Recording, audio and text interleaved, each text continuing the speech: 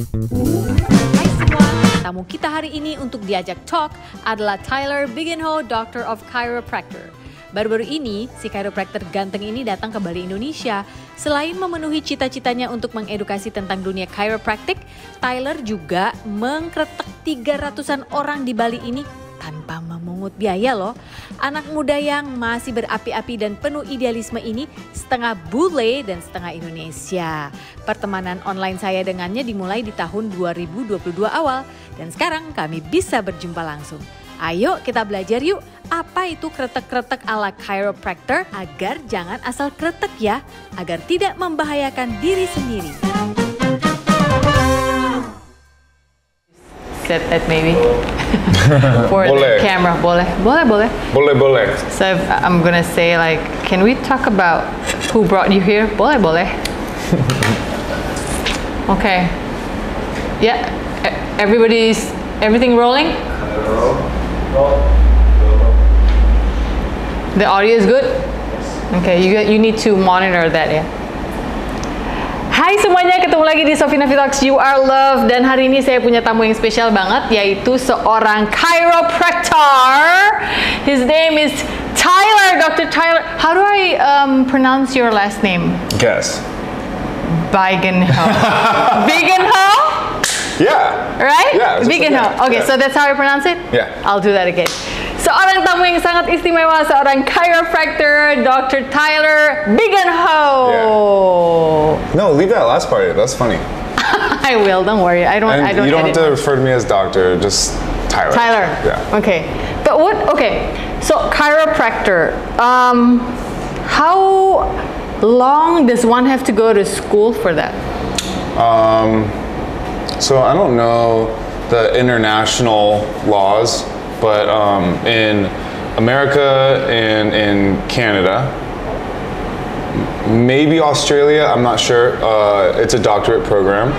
So you do almost 4 years after uni, after undergrad. 4 years after undergrad. Oh, that's a long time.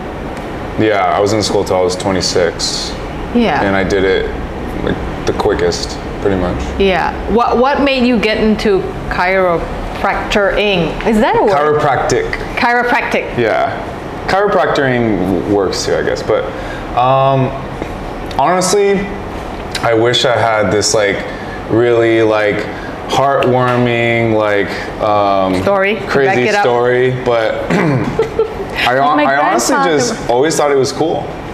I thought it was really cool. And because my dad. But you must have seen someone. My dad went to one growing up, and his name was Dr. Tommy, and he was like the most ripped guy in the world. He was like 60, but he probably looked like he was like 35. He owned the gym that I used to work out at when I was like 12, 13, and my dad had a lot of back pain growing up. You know, he would throw his back out, and then we'd go to Tommy. Tommy would fix him up, and that was that. I just thought it was really cool. And then when it came down to deciding what I wanted to do, I saw it and I was like, yeah, I think I can do that. No, wait, so hang on, I have to speak in both languages here because I'm just too lazy to make a translation like running text. Jadi dia ini sekolah chiropractor 4 tahun begitu ya kira-kira. Sekolah under chiropractor itu ternyata lama ya 4 tahun, dan awalnya itu karena lihat papahnya sering disetel sama Dr. Tommy who was working at the gym where you were working out when you were 12, right? He owned the gym. He owned the gym. But he was also a chiropractor. Okay, a chiropractor. Jadi ada chiropractor di areanya dia yang punya gym. Terus sering nyetel bapaknya, awalnya begitu. So dad would always feel better after adjustments? Yeah, I mean, we would have to carry my dad in, and then he would walk out. Oh, yeah, wait, why carry? Like, what did he do to? Yeah, he would throw his back out and. Yeah, from what? Like, what was his job? You know, he's been in motorcycle accidents, and every now and then he likes to garden. Yeah. Every now and then he'll pick up a pot. I see. And like, oh, yeah. You know, jadi bapaknya tuh sering cedera dulu katanya, dan kadang bisa sampai harus digendong masuk ke dalam gym, and then ketika mereka bawa keluar udah bisa jalan lagi. With that one adjustment, hanya dengan satu. Yeah, just one. Really? Would he like be? Ah! Yeah, so I never got to see, but we could hear. My dad would be screaming, and we were like, "Oh my gosh, oh my gosh!" Harusnya takut dong, weren't you afraid? And then he walks out. Oh, okay, that's yeah. And then we're just like, what did he do? And my dad swears by him, and so from that I was always like, wow, that's really cool. I want to be like him. So I went for it, and then actually maybe my second year in school, that's when I started to fall in love with it. With chiropractic. Yeah, that's when you start putting your hands on people. And so wait, first year is just like, what do you learn? Like the basic theory, you jot things down? Theory, sciences, it's heavy, it's really, really heavy academic work in the beginning. And they do that obviously because you have to pass your board exams, but it's a weeding out process to, the people who just orang yang nggak tahan di tahun pertama biasanya nggak lulus karena awal-awalnya tuh teori semua sekolah chiropractor itu. That's what she said. Yeah, what I said. Yeah. So yeah, weeding people out. The ones who aren't that serious would just flunk. Oh yeah. First year. Easily. Yeah, easily. You didn't give up though. No. Okay. So luckily, you were luckily, I'm pretty good at school. Okay. So I took it as a challenge. I excelled. I did really well, and I worked my ass off. And the second year, when we started putting our hands on people, I felt like I was pretty good. Right. Yeah. Putting hands on people, dia mulai ngekertek-kertekin orang. In Indonesian, we call it kertek-kertek. Yeah, kertek-kertek. Yeah, I can't do it fast though. Kreteg. Yeah, kreteg. When he was kreteg-kreteking in orang di tahun kedua itu ya, rupanya menurut gurunya dia punya talent lah gitu, punya bakat. Who were those people who you would kreteg in the second grade? So second year. Second year, sorry. Just other students. Oh, other students. Yeah, we practice on each other every day. Okay, but that wouldn't be fun if someone wasn't as good and then you came home with like, that hurt even more. Yeah, I mean, did you get that? That happened. Yeah. Yeah. For sure. Yeah. So you kind of know which people to stay away from. But if you are scared as a student, you're not going to be good. We did adjustments on each other that nowadays we'd be like, why would we ever do that? But we were just seeing what it felt like. Like I know what people don't like because I've had it all done on me, and I know which ones I like. I know which ones I don't like. So if you don't know that, then you're just gonna do things that people don't like on other people. Yeah. Oh wow, praktek tahun kedua kuliahnya itu dia saling ngekertek-kertek nih antara mahasiswa. Repot ya kalau dapat teman kretek yang kurang pinter, sakit dong badannya. But then that's how you learn what you don't like, what you like, and how you reflect that to your patients. That's what you're saying, right? So as a chiropractor, orang chiropractor tuh baca MRI apa X-ray nggak ya? Saya jadi pengen tahu. Do you read MRIs, X-rays? Yeah. Do you like? Yeah. Okay, you learn to do that too at school. So very much so. Then what's the difference between a chiropractor practitioner and physiotherapist? Bedanya apa sama physiotherapist? There's one key difference. Okay. We're allowed to perform, and we're talking in America. I don't know international. Okay. We're allowed to perform high velocity, low amplitude adjustments. So we're allowed. This is technically an adjustment, but it's very slow. Yeah. It's like a stretch almost. Yeah. We're allowed to do the ones that are quick. Oh, okay. Yeah, they're not. Oh. And there's also things that they can do that we can't. For example, dry needling. Dry needling? You guys do that? So, I mean, I don't know international laws, but in California we cannot. But in other states in America, you Boleh. can't. Boleh. Boleh. Yeah. Yeah. Can. Yeah, can. Yeah. So, Jadi bedanya dengan fisioterapi, sorry I keep cutting you, adalah beberapa adjustment itu tidak boleh dilakukan fisioterapis. Ini dia bicara scope Amerika ya. Misalnya kita ketekin leher pelan gitu kan, biasanya fisioterapis bisa bantu. Nah kalau chiropractor itu lebih they do it quick and you usually do not do dry needling, tidak dry needle seperti orang fisioterapi. What else? So I mean, the main reason you would go to a physical therapist. Yeah, physiotherapist. Physio? Is that what so we don't have physiotherapists in America. Okay. We have physical therapists and we have chiropractors. Okay. We can both perform physiotherapy. Okay. So maybe they get around it here because they're not allowed to call themselves physical therapists. And maybe people are called bone setters here because they're not allowed to call themselves I find chiropractors. those a lot. Yeah. There was this one guy last year, mungkin ada yang inget tahun lalu ada Suhu siapa gitu kalau nggak salah di Malaysia atau di mana. This guy from Malaysia, I remember he would come over and just set people's spine. So is there a difference, bone setting with chiropractor? Is it the same thing? You think? No. Well, no. Let me talk about the physical therapy thing first. So in America, people go to physical therapists to rehab from an injury. Yeah. Usually shoulders, knees, ankles. They're very good at that. I refer to people to physical therapists all the time. I think for chiropractors, it's mostly they go for relief. Relief. Okay. Yeah, relief. Yeah. So that's kind of the difference in America that I'm seeing. Yeah.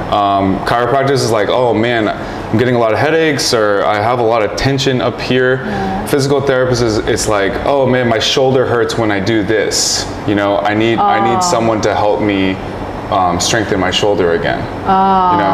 Okay. The thing about bone setting. I'm not too familiar with how they learn. I hope it's legit because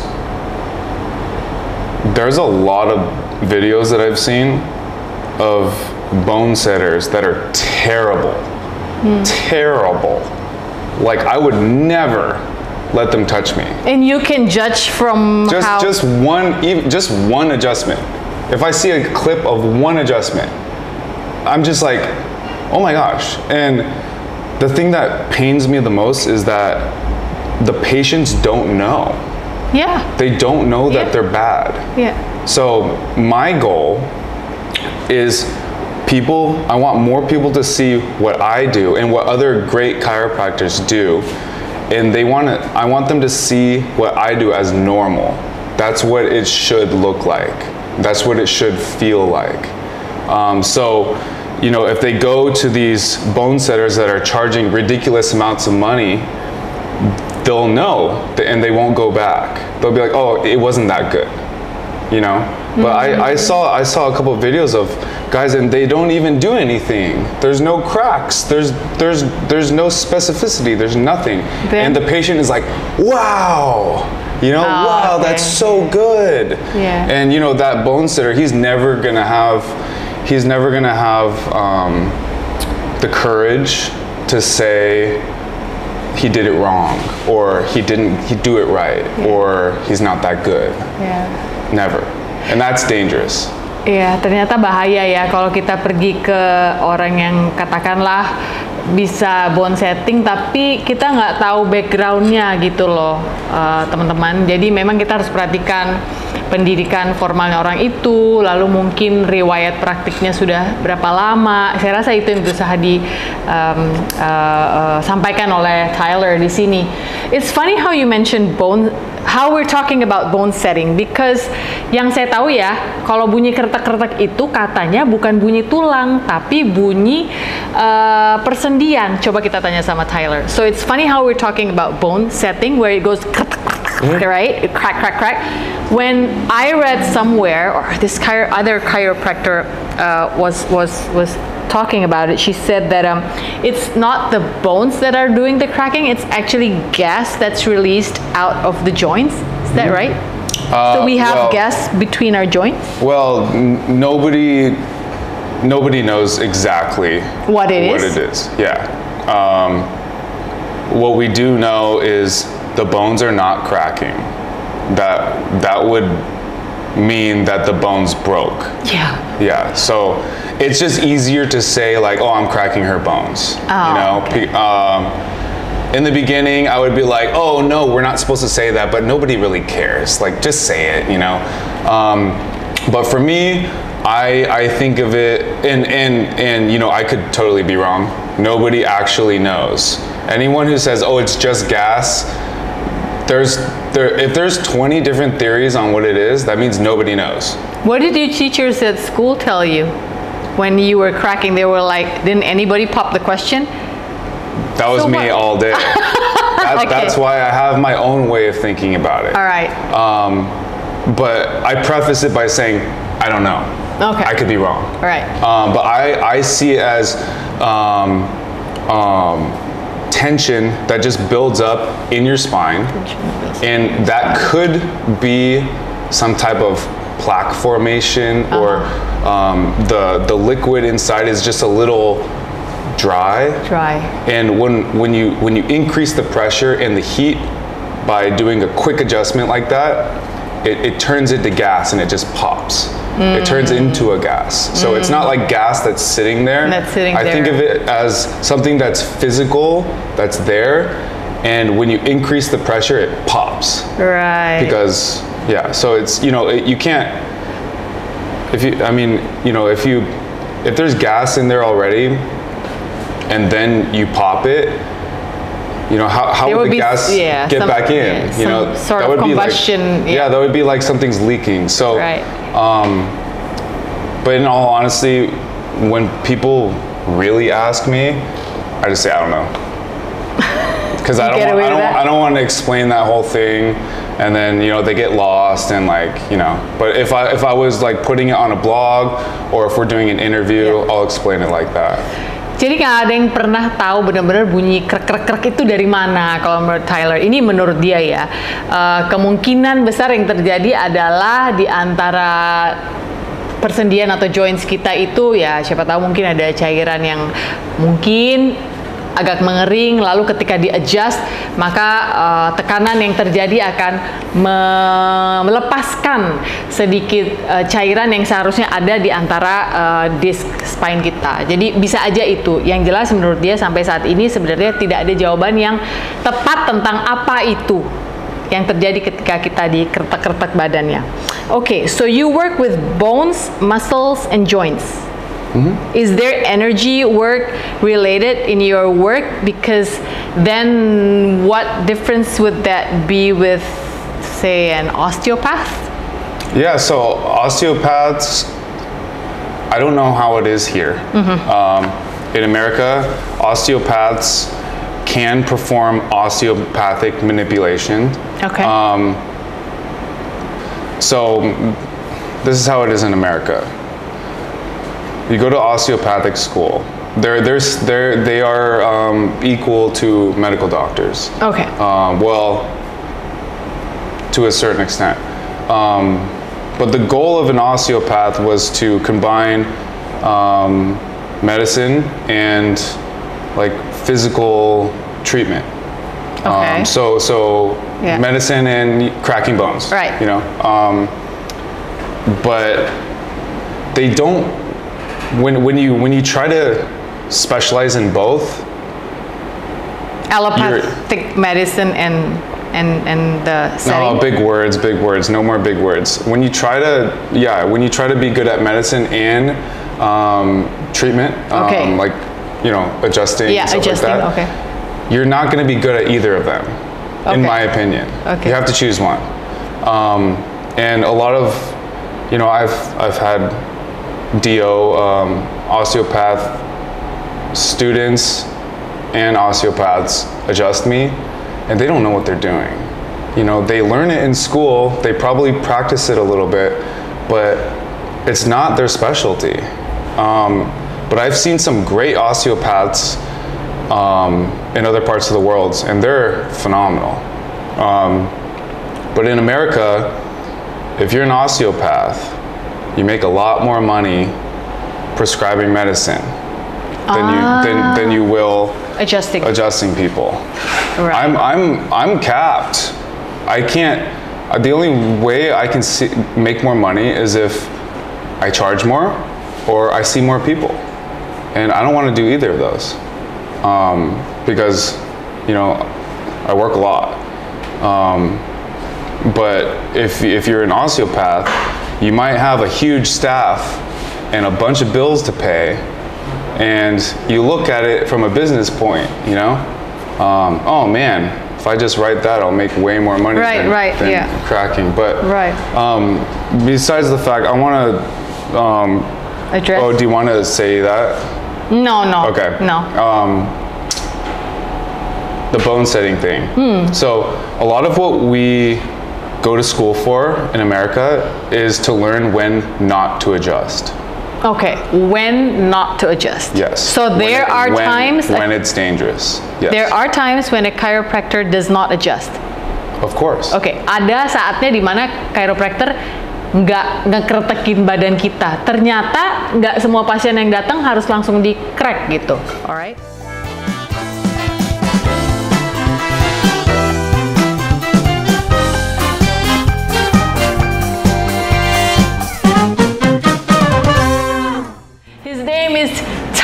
Dr. Tyler, how do I pronounce your last name? Guess. Bigenho. Bigenho? Yeah. Right? Yeah. Bigenho. Okay, so that's how I pronounce it? Yeah. I'll do that again. Dr. Tyler Bigenho. Yeah. We're allowed to perform high velocity, low amplitude adjustments. This is technically an adjustment, but it's very slow. Yeah. It's like a stretch almost. Yeah.